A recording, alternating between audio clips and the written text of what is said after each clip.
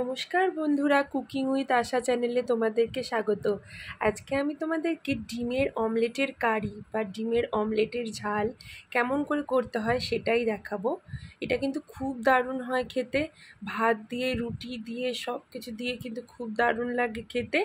এমনকি শুধু শুধুও কিন্তু এটা খেতে দারুণ লাগে। তো কিভাবে করলে ডিমের অমলেটের কারিটা এরকম ফ্লাফি হবে আর এর মধ্যে গ্রেভিটাও খুব দারুণ করে ঢুকবে, সেটাই তোমাদেরকে আজকে দেখাবো। চলো তাহলে দেখে নেওয়া যাক কেমন করে বানিয়েছি আমি এই রেসিপিটা। এর জন্য দেখো আমি একটা ডিম নিয়ে নিয়েছি, আমি একটা ডিমেরই করব। তো ডিমটাকে এখানে একটা ছোট বাটির মধ্যে আগে ফাটিয়ে ঢেলে নেব। তারপরে এর মধ্যে আমি দেব হচ্ছে 1 চিমটি পরিমাণ নুন। এই ডিমের মধ্যে কিন্তু একদম কম নুন দিতে হয়। 1 চিমটি পরিমাণ নুন দিয়ে কিন্তু আমি ডিমটাকে ভালোভাবে ফেটিয়ে নেব। খুব ভালো করে ফেটিয়ে নিতে হবে ডিমটাকে। দেখো আমার এখন ফাটানো হয়ে গেছে। এবার গ্যাসে আমি কড়াই বসিয়ে নিয়েছি। কড়াই বসিয়ে নিয়ে তাতে আমি ডিমের অমলেটটা করার জন্য সর্ষের তেল দিয়ে নিয়েছি অল্প করে। তো সর্ষের তেল দিয়ে করলে না এই অমলেটের কারিটা সর্ষের তেল দিয়ে অমলেটটা ভাজলে কিন্তু খুব দারুণ হয় খেতে।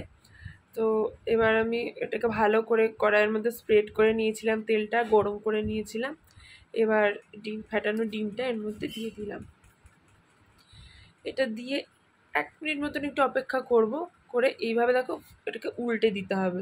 তো আমার ডিমের এই অংশটা আর কি বেরিয়ে গেল। তো তোমরা একটুখানি সময় নিয়ে এটা করো, আর দুদিক দিয়ে এইভাবে কিন্তু ফোল্ডটা করে দিতে হবে।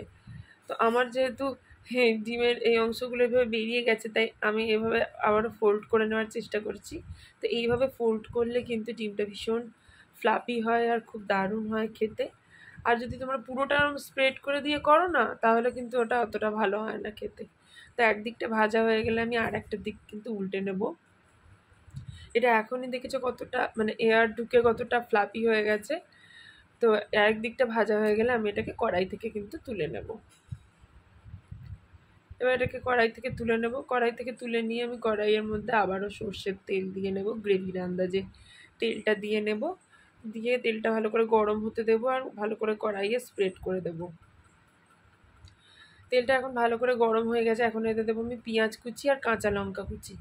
পেঁয়াজ আর কাঁচা লঙ্কা কুচিটা আমি তেলের মধ্যে দিয়ে এটাকে কিন্তু ব্রাউন করে ভেজে নেব, খুব ভালো করে ভেজে নেব। এই পর্যায়ে কিন্তু কোনো নুন টুন কিছু দেবো না। এখন আগে পেঁয়াজ লঙ্কাটাকে খুব ভালো করে ভেজে নেব। পেঁয়াজটা দেখো ভালো করে ভাজা হয়ে গেছে, পেঁয়াজ কাঁচা লঙ্কা খুব ভালো করে ভাজা হয়ে গেছে।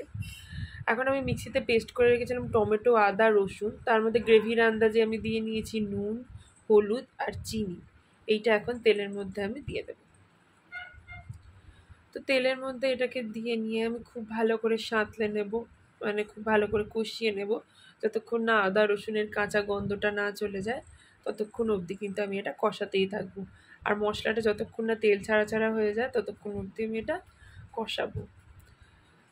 তো আমি এটাকে কষিয়ে যাচ্ছি প্রায় 2 মিনিট মতন। এখন আমি দিয়ে দেবো কাশ্মীরি রেড চিলি পাউডার। এটা আমি দেবো হচ্ছে 1/4 টিস্পুন, যাতে এটাতে একটুখানি কালার আসে। আর এটা একটুখানি মিষ্টি মিষ্টি হলে একটু বেশি সুন্দর লাগে খেতে, তাই জন্য আমি কিন্তু শুধুমাত্র কাঁচা লঙ্কাটা দিয়েছি। তো অল্প একটুখানি মশলার বাটি ধোয়া জল দেবো, যাতে ভালো করে কষানো হয় এটা। এমনিতেও মশলা কষানোর সময় অল্প অল্প করে জল দিয়ে মশলাটা কষালে কিন্তু খুব দারুণ হয় খেতে। যে কোনো গ্রেভি কারির মশলা কষানোতেই হচ্ছে স্বাদ। তো 1 চিমটি আমি গরম মশলার গুঁড়ো দিয়ে দেবো, যেহেতু একটা ডিমের অমলেটের কারি করছি আমি, তাই 1 চিমটে কিন্তু আমি গরম মশলার গুঁড়ো দিয়ে দেবো। এর থেকে বেশি দিলে কিন্তু গরম মশলার গন্ধ হয়, তাই জন্য কিন্তু আমি দিইনি।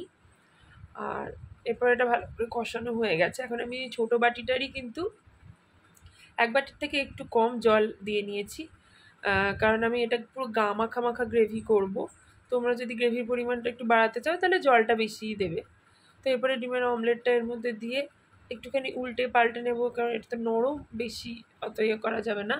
তাই জন্য একটু উল্টে পাল্টে নিয়ে 2 মিনিট মতন ফুটিয়ে নেব, যাতে এর মধ্যে গ্রেভিটা খুব সুন্দর করে ঢুকে যায়।